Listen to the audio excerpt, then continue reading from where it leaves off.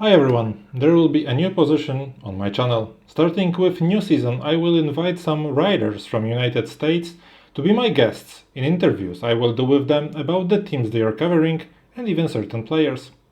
As I am from Poland, the first person needs to be connected with San Antonio Spurs because of Jeremy Sochan, a Polish basketball player. My first guest is Dusty Garza, NBA writer and analyst for news for San Antonio. So, first of all, thank you very much for spending some of your time for Polish NBA fans. You are covering the Spurs for news for San Antonio. Therefore, of course, we will be talking about this team. And as you can imagine, there will be many questions about Jeremy Sochan. First of all, I'd like to ask you about your general first impression about Jeremy after those 3 regular season games he played so far. Well, I'll tell you what, Jeremy has definitely improved in the last couple of games. I think that first game he seemed a little bit hesitant and maybe just a little rust, a little nervousness. I'm not sure. But I think in the last couple of games, he is making a very strong case for most improved player already. And he has gotten a lot of praise in the locker room from Gregg Popovich, the Spurs coach, and his teammates, who all are basically saying, his energy is contagious. We love having him on the floor for both offense and defense. And he's if he continues to play as well as he's playing, then like I said, he's making a very strong case for most improved player because some of his statistical categories are clearly leveling up another level, taking a jump. I think the only people who are doubting Jeremy and still not giving him the benefit of a call are the refs. He's getting hammered in the paint, and he's actually told us he's had a couple of fouls that should have probably been called but haven't been. He hasn't made a big deal about it, but I can tell he's frustrated. He throws his hands Mhm. up in the air and gets, upset. And I don't blame him. On the other side, if they're swallowing their whistle when he's covering people on defense, then I guess it all evens out. But Yeah. that's generally my impression. I felt strongly at the very beginning of the season that he had put in work. He had put in a lot of work over the summer, but I felt like there were some things that I observed that he could have probably taken a little more seriously and done more work with. For example, his free throw shooting. But when I asked him about it later, because he went from, shooting one-handed all of last season or Yeah. most of last season to then starting this season with a two-handed shot at the beginning in the preseason and that first game. But then he returned during that first game, the first regular season game, he returned to that single-handed shot. And a lot of that has to do with the mechanics of his shot, his elbow being either too far out or too far in. And so that the way the Spurs shooting coach and staff solved that was just by having him balance the ball with his hand and then taking that one shot or taking the single-handed shot. I felt like he probably could have done more work over the summer with that. But when I asked him about it, he says, I did put in a lot of work, to be fair to him. And I just felt like that I was so accustomed to doing it single-handedly all last year, and I was making 80% of those shots that I decided to go back to that. It's just, kind of me being used to it. But I was vocal about that at the beginning. I thought, did he screw around too much? What's going on? Like I saw some of the other players and the amount of work that they had done over the summer. And, it's interesting. Jeremy is such a character.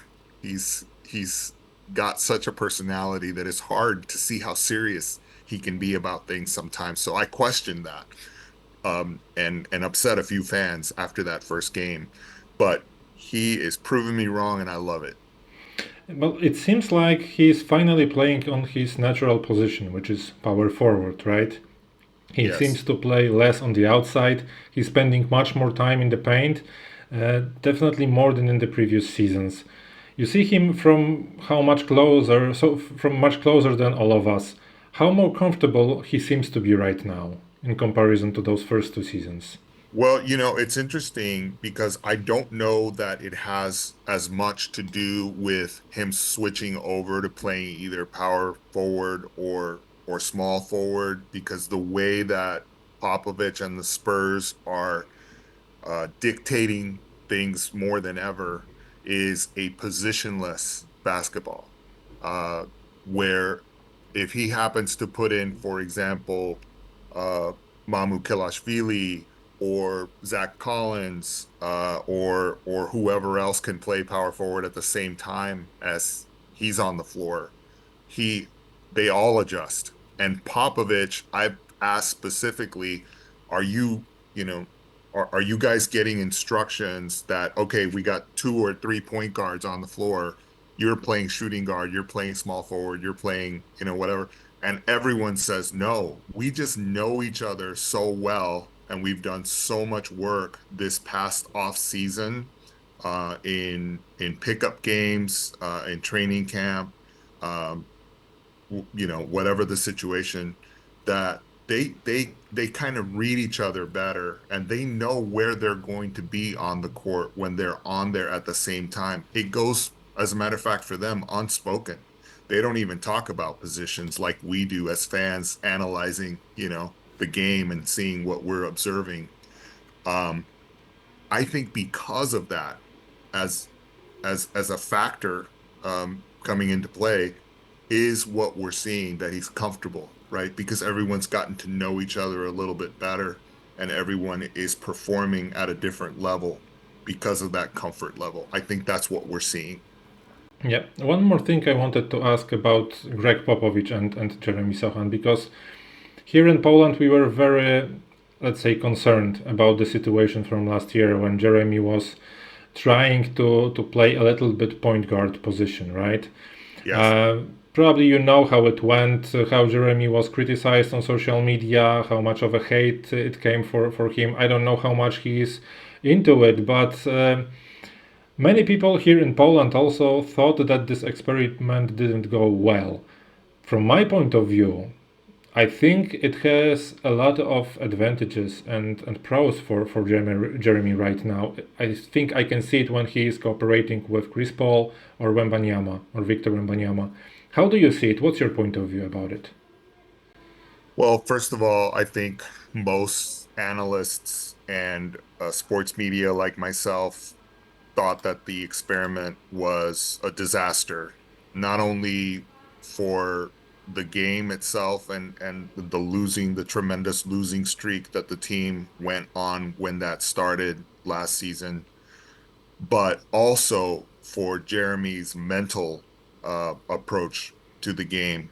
He was clearly uncomfortable.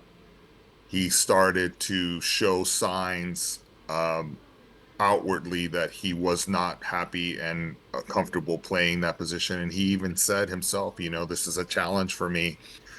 Did it make him a better ball player? Did it give him a better sense of how to read the floor, etc.? I think when you're in that situation and you're a professional and you're being asked by your bosses to do something that you're, outside of your comfort zone, it's going to improve you. It's going to push you, right? Victor was asked, did you see, because Victor and Jeremy are close. They're you can tell they like each other. They're good friends. Probably the European connection, I don't know, but there's just something that makes Yeah. them spark and get Mhm. along. But Victor was asked, how did Jeremy take it? What was going on? And Victor said, I'm he didn't see anything that was bad. Like, there was no bad behaviors or bad, what did he say? Like, he didn't see like a negative influence necessarily take over Jeremy. Um, he was doing, healthy things, and he was putting in a lot of work. One of the things, interestingly, from a media standpoint, was during that time, Jeremy wasn't put in front of us for interviews. He was kind of kept secretly away, or not secretly, but just kind of kept away from us, right? Maybe so that we wouldn't ask a lot of questions or check in with him or give him the opportunity to voice his displeasure, whatever it was. But now the difference is 180 degrees. He's put in front of us a lot. After practice, we get to ask him interviews, questions. After games, he's in front of us a lot. So the Spurs, who are generally, I would say, one of the most conservative teams when it comes to how they handle, you know, the media and what's in public relations, all of that, have have gone from being very cautious with, or at least apparently cautious with Jeremy, to this year putting him out in front and center as a representative of the team. And I think that's a very positive thing. It shows that they are confident in him and that he has the confidence as a communicator to present, what's going on with the team. It also shows that they're proud of the decisions that they've made with him and his development, not only drafting this guy, right, who, because he was sort of an unknown quantity for a lot of people Yeah. out of Baylor, University, from Poland, coming from that European background, which the Spurs have never been shy about. But they are definitely, he's a star. He's definitely an identity for this team.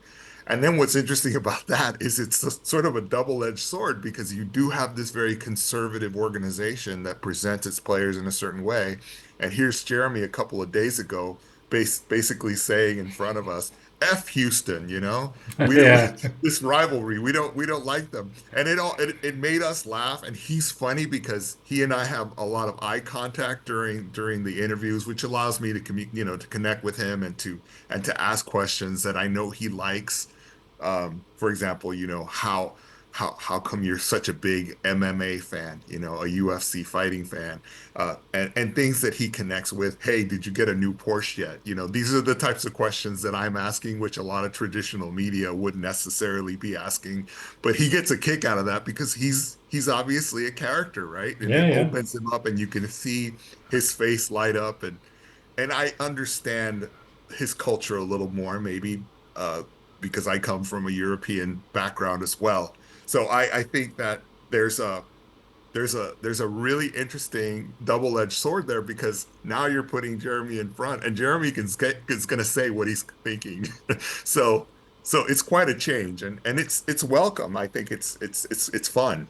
Yeah, I think it shows a little bit how the whole organization probably is changing because, as I remember, all the years with Tim Duncan, Manu Ginobili, Tony Parker, basically everyone was, let's say, speaking only from A to B. They were, let's say, not allowed, but they were comfortable with saying only A to B. I think Yeah. when Jeremy opens up, he starts not with A to B. He starts probably somewhere around F or G even. Yes. So that's That's a a totally different way. That's a really good way to put it. Yeah, Absolutely. It is a new era of Spurs basketball, but I love that Jeremy has also obviously come out of his shell a little yeah, bit too and been comfortable enough, and that whatever the Spurs say or don't say about how he's presenting, he's obviously not trying to be anybody else. He's yeah, being himself, and he's being allowed to express himself how he wants. One of the things that I reported at Media Day was he was back. Like I could just see in his eyes. And of course, a lot of this is really hard for me because I covered the Spurs for many years from Los Angeles.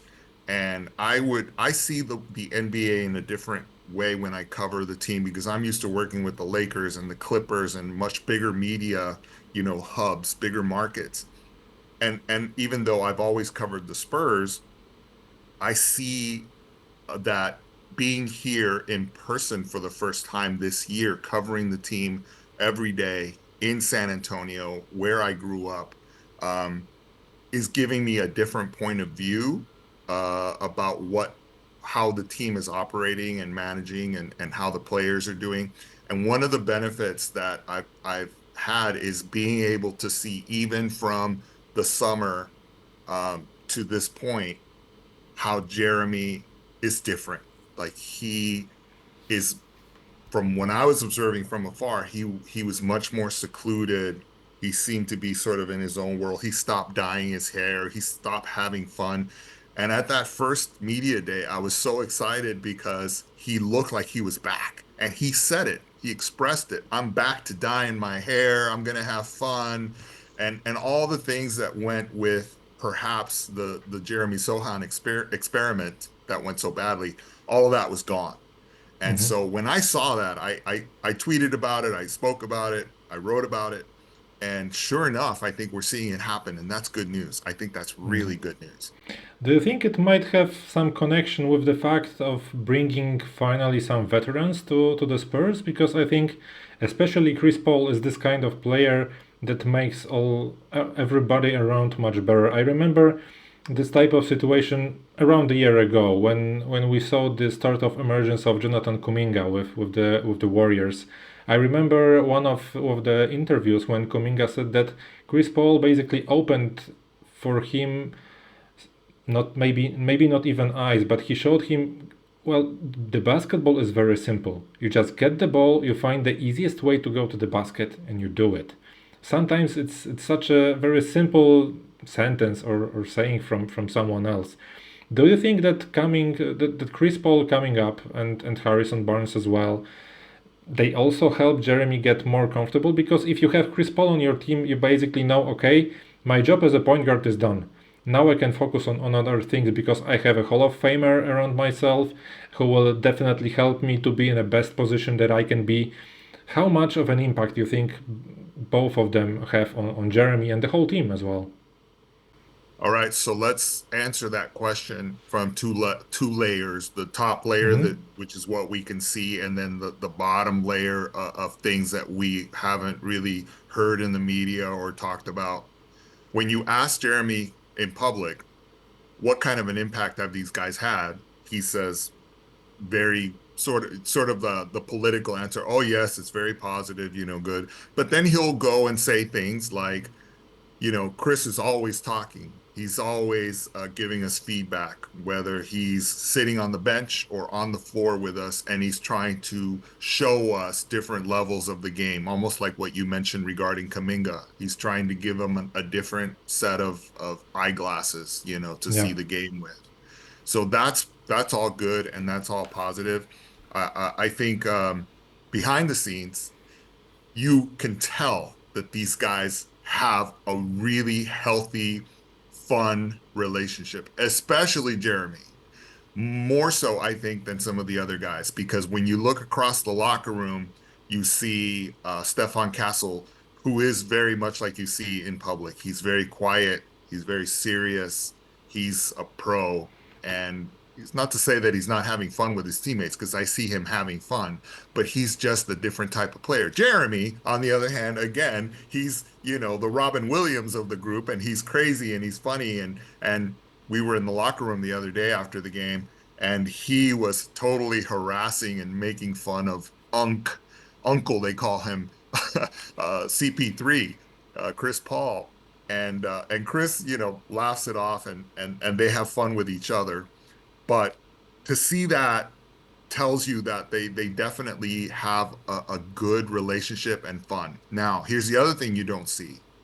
Chris Paul and Harrison Barnes, I'm told, are the first ones at practice. They're the ones who show up when nobody else is around.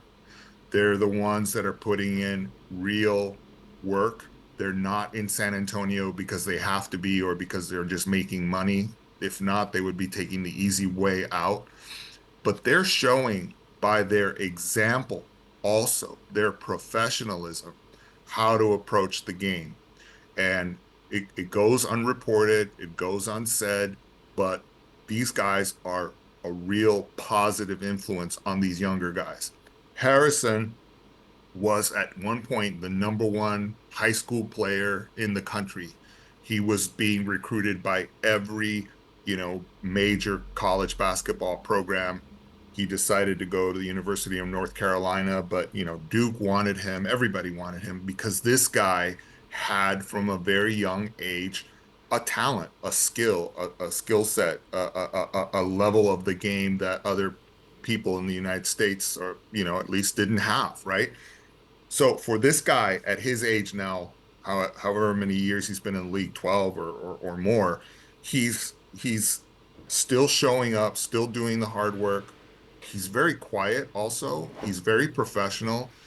Um, the way I would illustrate that would be like, you got a bunch of guys from the inner city who are really good at basketball, who are running with the team, and then you have the guy who's dressed like a lawyer with his briefcase coming to work with those same guys. That's kind of what Harrison brings.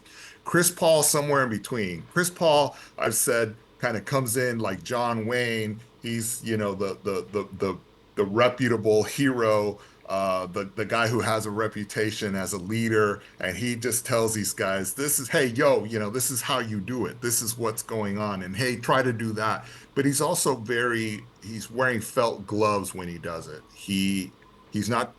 I even asked him about this in regards to Stefan Castle. He's not trying to change them. He's not trying to make them into different players, but he is giving them what you said, Pitor, which is uh he's giving them a different set of eyeballs and different knowledge, different wisdom for them to look at the game.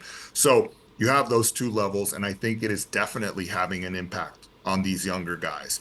And everybody, including Jeremy, has bought in to what Harrison, in particular, as a forward, is talking to them about, and what Mhm. how he's trying to be their leader. Okay. What about Jeremy's future? Because this is also something that we are all interested in. I know it's very, very early to speak about it, but we know that Jeremy currently is in the third year of his rookie contract, and the next season will be the last of his rookie deal. Of course, there a few weeks ago, many players took their extension of their rookie deal. Do you think, of course, as I said, it's very early to think about it, but do you think the Spurs are already somehow decided about Jeremy's future if they want to keep him after the next season? Because last year, when we also this experiment with being point guard didn't go well, there were many questions, of course, in social media, but also in Polish journalists writing about basketball, that probably the only player who can be safe in the Spurs is Victor Wembanyama, and all the others can be simply traded or waived or anything else because they want to build a championship team around him. Do you think that Jeremy is quite safe, or that his position is not so safe? Well, that's an interesting question, which also reveals the mentality of not only the social media and the observers outside, but the mentality of the players who play for San Antonio and for Popovich. Um, so we'll start there. Number one, we see on the outside and have a lot of rope to sort of give opinions and so forth. One of the things that got my attention, certainly at the end of last year during the summer, was a report that said that everyone on the Spurs team was tradable, and that the Spurs might even show up with a very different looking team this year. Mike Monroe, who I respect tremendously. I even tell him all the time, "You're one of my basketball writing heroes growing up," and he's here still covering the team. And he was the one who wrote that article. And I know Mike doesn't write things for bait click, just to get clicks. So when he said that, I paid attention, and obviously every NBA team has one or two players that are protected, that they are untradeable, right? That you can call them up, and the odds that they're going to be traded or moved are very, very scarce. But and I would say that Jeremy was one of those players for sure this past summer. Um, but Victor is one of those players that probably won't be moved. The Spurs know what they have with this guy, and if nothing else, Even if he's not performing on the floor, Victor is a ratings magnet. Everybody's tuning into games, giving him attention. The league has already made him a face of the league, and that's only going to increase, and that's going to help the Spurs, you know, going forward and even trying to build a new arena. That's all positive. I think it would take an extraordinary trade proposal to move somebody like Jeremy, and even a couple of other players who were reportedly constantly on the trading block. Why? Because San Antonio is doing quietly what they have always done, which is to develop very well internally their talent and to make them elevate their game and to elevate as players and to bring value to their contracts, a value that you're not going to find. For example, who else are you going to find right now? Number one, just the uniqueness of talent and abilities that Jeremy Sochan has in the league that you would even consider trading, right? And then second, at that price level, because you even said he's still on his rookie deal. So who do you trade him for? It would have to Mhm. be something really extraordinary. So I think that he's pretty safe right now. There's no indications. It would shock everyone, I think, if Jeremy were suddenly being shopped or traded. It would take a spectacular, I'm talking about, Giannis Antetokounmpo or somebody, some big, huge player to come in on a trade package to get rid of somebody like Jeremy. But are the Spurs thinking about what's going to happen in the future? I can tell you that the Spurs are thinking about that every single day and that they are very carefully positioning themselves for that future. One of the things that is unfair about the NBA's salary cap and and the role of money that the teams have to pay some of these players is that I think the current salary cap can be very restrictive and punish teams that Yeah. are like the Spurs. Certainly, in my opinion, we saw it already happen with the Oklahoma City Thunder. Oklahoma City and Sam Presti, who used to work with the Spurs, did things the right way. They drafted the right players, they developed them. They ended up with Russell Westbrook, James Harden, and, Kevin Durant.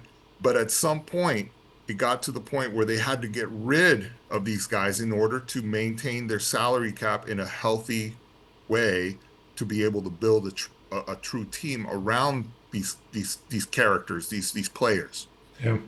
And so even by doing things the right way, I feel like sometimes the salary cap is punishing the situation and forcing teams to make moves that they wouldn't otherwise make. And that's the only thing that worries me looking at the San Antonio roster. At some point, these guys are all going to become really big, and you're going to have to pay them, starting with Victor, incredible amounts of money that we've never seen San Antonio Yeah. pay. And Exactly. so what's going to happen, in that situation? What's going to happen next? It's a real question mark. But I can tell you next, as I said, from the Spurs player perspective, when they are out there on the floor, and I've heard Mamu Kelashvili sort of say this. I need to be showing Popovich why, and my teammates, why I belong on the floor at any given point. I need to be showing them, yes, I'm taking minutes perhaps away from somebody else, but I'm scoring, I'm rebounding, I'm getting assists, I'm playing the game you want me to play. That's a lot of mental things going on. That's not you playing freely basketball, perhaps the best way that you know how. And having played basketball myself, I can tell you that affects your mentality. And so when you see these young players developing in the San Antonio system, coming in with that pressure, that is pushing them to be super players, elite players, that when they go to other teams, boy, you really see them come out because maybe they don't have that type of pressure that they're having in San Antonio. You saw it with Derek White. You saw it with DeJounte Murray. You saw it with, any number of other guys that have gone on to other teams where they're playing more loosely. They're playing like who they are and having fun and they're kicking butt. And you also see it on the negative side with guys like Lonnie Walker, who didn't have the mettle to stay in San Antonio to prove that their time on the floor was being properly used, and that's a lot of pressure. Yeah. So I think that's, there's a lot of positives and negatives on both sides, but I'm sure that Jeremy, especially last year, having as much pressure as he was having, not only from the media, not only from the fans, but also from the team who was, forcing him to be a player that play in a position he wasn't used to. Those were all things that were going through his mind. Uh, and somehow, you know, he was able to get past that epoch, that period, and make it through to the other side. And now we're seeing a benefit of it. Whether or not that was a planned benefit, I don't know, but it's a reality. It's what we're Mm. seeing. One last question that I have is about the future of the team, and probably, at least in my opinion, probably the most important person currently in the Spurs, Gregg Popovich. I saw a very nice statistic not long ago that in the last 27 years, San Antonio Spurs had one coach, one head coach, and all the other teams had like 300 something coaches in total. What is the real situation with Greg Popovich? Is he the only one who can make a decision if and when to step away from basketball, or is it come maybe it or maybe it can come from the management side saying, okay, Greg, I think it's time. We should try to think about someone else who could start building himself and leading this team forward. Who is going to decide about it? Well, it'll be interesting to see how this plays out, but number one, Popovich has earned his right to stay as long as he wants. Yeah, that's for I sure. know that that doesn't keep the team, for example, and other management from looking at other possibilities because I've heard some of the names in the last few years of people that they had been talking about internally or who they had been looking at as a possibility to replace Pop if he decided to step away. So the the ball is in Pop's court, not to be, too too crazy about the situation, but he definitely has earned that respect and is not showing really any reason um yet to think that he's lost his mind, unless you're a Republican who doesn't agree with him, like in the last few days with the U.S. Yeah. elections. He hasn't lost his brilliant basketball mind. What's interesting to me, again, coming and covering the team every day, as opposed to what I've been doing over the last, couple decades, is to see how Pop operates the team. And what I observe is that there is a level of execution that happens inside the organization. Um, Pop runs the show. There are coaches meeting, there are players meetings, and so forth, and there is a dictate of what is happening. But the day-to-day operations, what's going on the floor, when the team is in practice, when the team are in shooting groups, you know, working on their offensive plays or defensive executions, whatever, there are other people handling that. So it's not burning Pop out. Now, I Okay. don't know if that's the way it's done everywhere, but I don't see Pop as hands-on on a minute by minute basis like I have seen in Los Angeles or, covering other teams. That's interesting to me because it also speaks to the fact that is he too old to keep up? No, I don't think so. I think it's a very sort of a military approach. You have the general who says, we are invading and we're going to make it a terrestrial invasion using X number of tanks. And then all of the people, all of the commanders under him are making sure that that vision happens. Um, what's interesting is obviously when you get to the game situation, he's there and he's coaching the team and making adjustments and so on and so forth in the most important place where he should be, right? And he's pulling the players aside and losing his temper and saying, you didn't do what we talked about. You didn't follow the game plan. So it's a very interesting sort of new approach that I am seeing for the first time.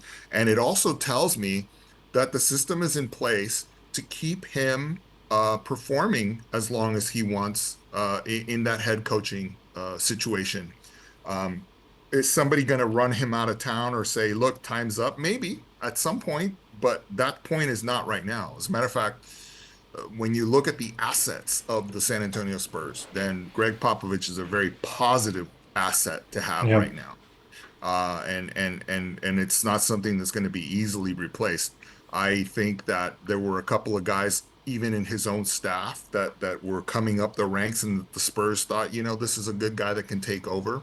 And then you look at situation like Tim Duncan, who decided I'm going to try coaching for a little while and see if I like it. And it didn't fit him at all. Like he didn't like it. I mean, and that's coming from somebody who, who I know is a quantifiable expert in that particular topic.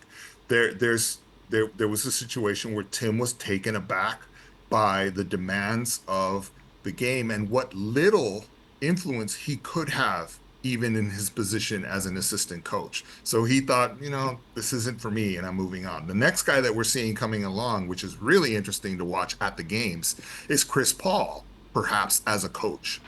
I know Chris has been vocal about wanting to own a team at some point, becoming an owner in the NBA. But if you watch the games the way we do, he's on the sidelines and even he is stepping up and not only coaching the players, but he's also talking to the refs, which I've never seen before. A player getting up and literally having conversations with the referees about something that's going on the floor. So it'll be interesting to see, for example, if Chris becomes a guy or if maybe even becomes a candidate to take over, somebody like San Antonio. That's just me speculating. Of course. But yeah, that all kind of plays into the Gregg Popovich thing, and Pop is one of those very divisive figures. There are some people who say like, "Get out of the way, dude. You're done. You don't know what you're doing." And then there's other people who are like, "Are you kidding? This is such a blessing to have. Like, this guy's amazing." So it'll be interesting to see, Piotr, how this plays out. It's a good question. Thank you very much. Dusty, You're it welcome. really was a pleasure to talk with you. I hope Yes, that anytime. we can find some time in the future when this regular season goes on Yes. to meet one more time and again speak about not only Jeremy but the whole Spurs team. Absolutely. Look, I know that especially there's a couple of other uh, people like yourself who are far away, like I was last, few seasons.